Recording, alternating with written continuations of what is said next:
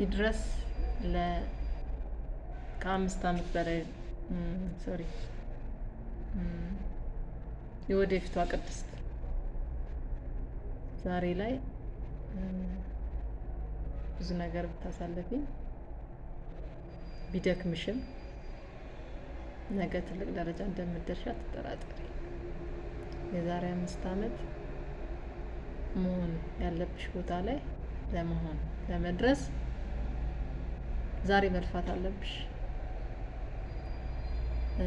ዛሬ ላይ ብዙ ነገር ባይሳኩልሽም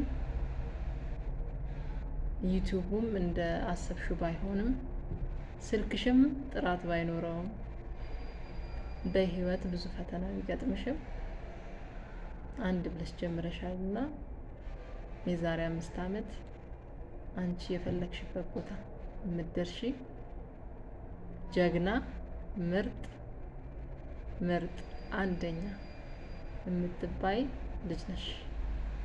ስለዚህ ዛሬ ይሄን ቪዲዮ ስቀርጽ ለዛሬ 5 ዓመት ሆኜ የማየው ቪዲዮ ነው።